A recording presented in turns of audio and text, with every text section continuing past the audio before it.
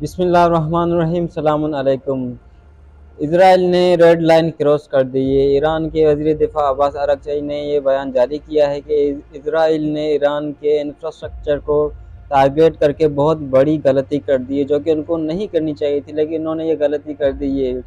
आज ही इसराइल ने ईरान की 2 बड़ी स्टील फैक्ट्रीज़ को टारगेट किया है और उसके साथ एक पावर प्लांट को टारगेट किया है और कुछ छोटी न्यूक्लियर साइट्स को भी टारगेट किया है।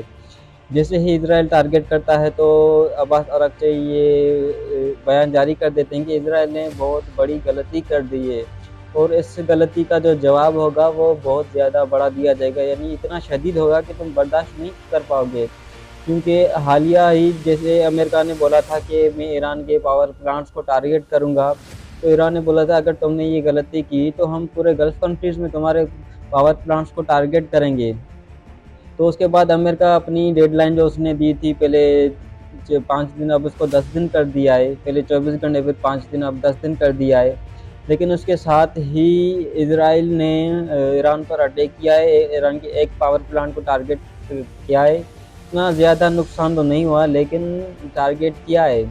और इस पर अमेरिका ने भी एग्री किया है कि ये जो हमला हुआ है ये हमारी मर्ज़ी से हुआ है।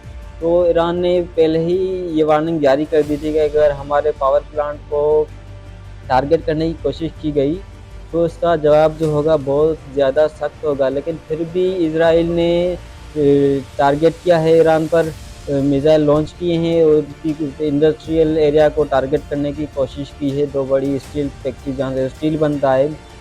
ईरान ने जो बोला है कि हमारा इतना ज़्यादा नुकसान तो नहीं हुआ और इस हमले को हमने नाकाम बनाने की कोशिश की है, लेकिन थोड़ा बहुत इंफ्रास्ट्रक्चर को टारगेट किया है इसराइल ने।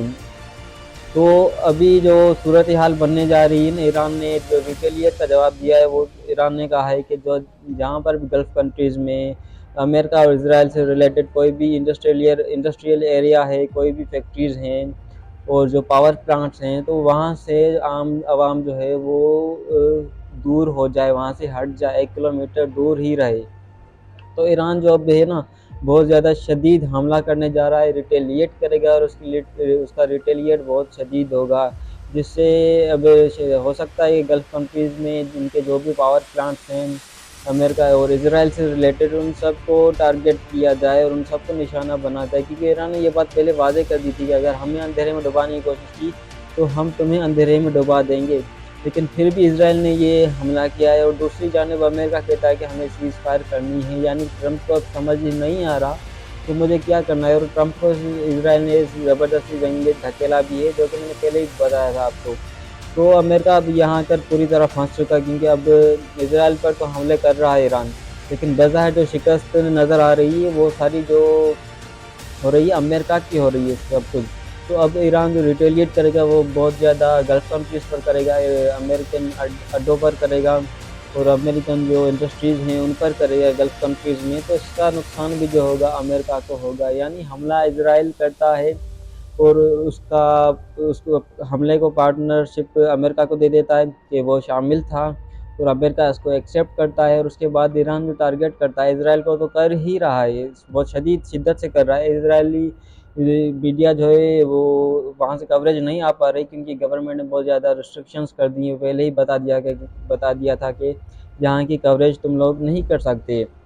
तो वहाँ की जो कवरेज तो नहीं आ रही, लेकिन ईरान के जो हमले वो बहुत ज़्यादा शदीद हैं इसराइल पर, और इसराइल ने अमेरिका को इस जंग में धकेला है। अब जो ईरान रिटेलिएट करेगा वो सारी अमेरिकन साइट्स को करेगा, क्योंकि ईरान ने पहले भी कहा था कि अगर हमारे पावर प्लांट्स को टारगेट करने की कोशिश की तो हम स्ट्रेट ऑफ हार्मस को मुकम्मल तौर पर बंद कर देंगे। यानी कि जो 5% खुला हुआ है कुछ कंट्रीज़ के लिए, तो हम टोटली बंद कर देंगे। फिर किसी कंट्री को कोई चीज़ इंपोर्ट नहीं हो पाएगी।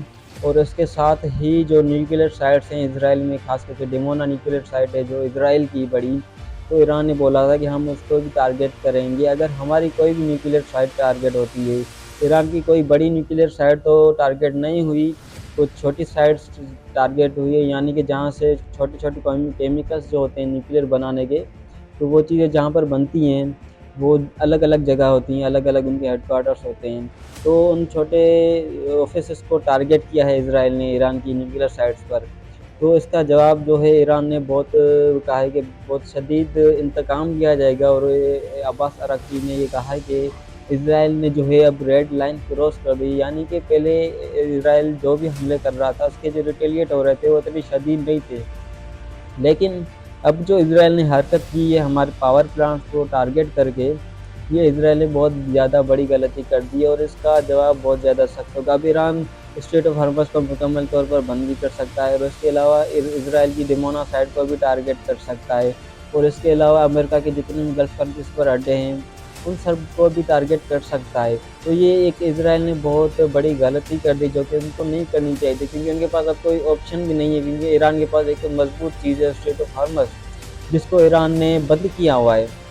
तो अब अगर ईरान उसको नहीं खोल रहा है 1 महीना और अगर ये जंग चलती है तो अमेरिका और यूरोप में पूरी तरह भूचाल आ जाएगा। उनकी जो भी करेंसीज़ हैं, कंपनीज़ हैं, उनमें क्राइसिस पड़ जाएगा, पूरी ऑयल और गैस मार्केट गिर जाएगी, एक भूचाल बर्पा हो जाएगा, यानी कि यूरोप बिल्कुल तबाही के दहाने पर आ जाएगा और बल्कि यूरोप नहीं पूरी दुनिया को ही इससे नुकसान पहुंचेगा।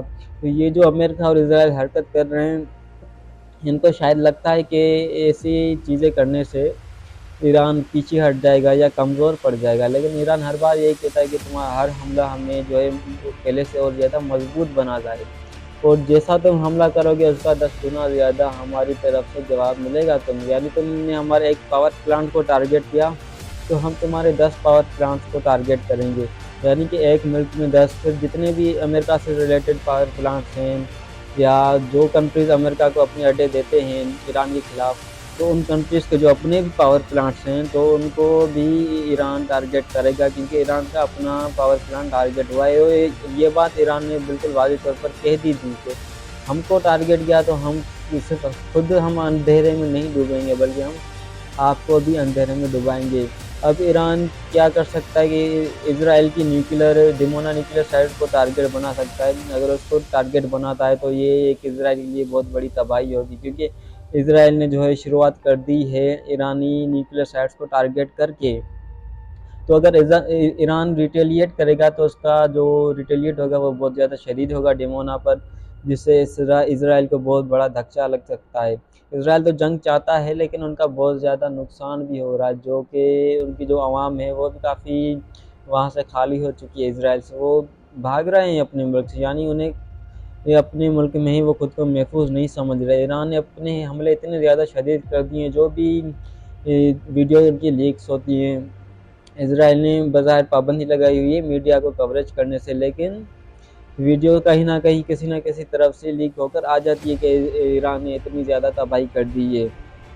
तो ईरान अपनी जो रिटेलिएट है उनके अयतुल्ला ख़ामनेई की शहादत के बाद वो तो बहुत ज़्यादा ही हैं और बढ़ते ही जा रहे हैं, और इज़राइल जैसे ही अपने हमले बढ़ा रहा है तो ईरान भी अपने रिटेलिएट बढ़ा रहा है। ईरान ने वाज़ेह तौर पर कह दिया गया अगर आपने एक हमला किया तो हम 10 हमले करेंगे।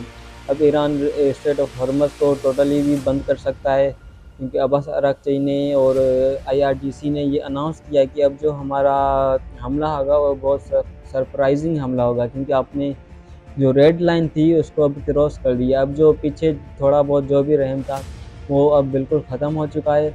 अब जो हम हमला करेंगे उससे आपको मतलब कि आप ठिकाने लग जाओगे, बिल्कुल आपकी अकल जो है ना वो ठिकाने लग जाएगी, आपको समझ आ जाएगा कि आपने गलती क्या की। तो आगे देखते हैं कि ईरान के अपनी क्या करता है, कौन-सी इज़राइल और बाकी गल्फ़ कंट्रीज़ में साइट्स को टारगेट करता है, और अमेरिका की जो गल्फ़ कंट्रीज़ में चीज़ें हैं, इंडस्ट्रीज़ हैं, उनको टारगेट करता है या नहीं, और स्ट्रेट ऑफ हॉर्मज़ में जो कि एक मेन चीज़ है, उसमें ईरान अपना क्या किरदार अदा करता है, इसको अब टोटली मुकम्मल बंद करता है या नहीं, क्योंकि ईरान ने वाज़ेह अपनी पॉलिसी बता दी थी कि अगर अब आपने ऐसा किया तो स्ट्रेट ऑफ हॉर्मज़ को हम मुकम्मल तौर पर बंद कर देते हैं। तो अभी आगे आने वाला वक़्त बताएगा कि क्या होने वाला है, ईरान क्या करता है, कैसे रिटेलिएट करता है, और ईरान जैसे रिटेलिएट करेगा, जितनी शिद्दत से हमले करेगा, इंशाल्लाह हम उन चीज़ों को भी कवरेज करेंगे, जो चीज़ें मीडिया छुपाता है। तो हम इन सारे सीक्रेट पॉइंट्स को जमा करके आप तक पहुँचाते हैं, क्योंकि मीडिया सारी चीज़ें जो हैं रिस्ट्रिक्शंस लगी हुई हैं इज़राइल और अमेरिका की तरफ से भी, जो बड़े-बड़े मीडिया चैनल्स हैं, तो वो ईज़िली नहीं दिखाते चीज़ें। तो हम उन चीज़ों को, उन पॉइंट्स को जमा करते हैं और उन पर रिसर्च करते हैं और ऑथेंटिक न्यूज़ जो है वो आप लोगों तक पहुँचाते हैं। तो आगे देखते हैं कि ईरान क्या रद्द-ए-अमल देता है, कि ईरान के हमलों में कितनी शिद्दत है। जैसे ईरान रिटेलिएट करता जाएगा, हम आप तक कवरेज पहुँचाते जाएँगे। तो ऐसी मज़ीद वीडियोज़ देखने के लिए हमारे चैनल को लाइक भी करें और सब्सक्राइब करना मत भूलें, और हमारी वीडियोज़ को अपनी फैमिली मेम्बर्स और फ्रेंड्स के साथ शेयर करें, ताकि हमारी हौसला अफ़ज़ाई हो सके और हम मज़ीद इस तरह का कंटेंट आपके लिए ला सकें, यानी कि ऐसी ऑथेंटिक न्यूज़ जो होती हैं वो आप तक पहुँचा सकें।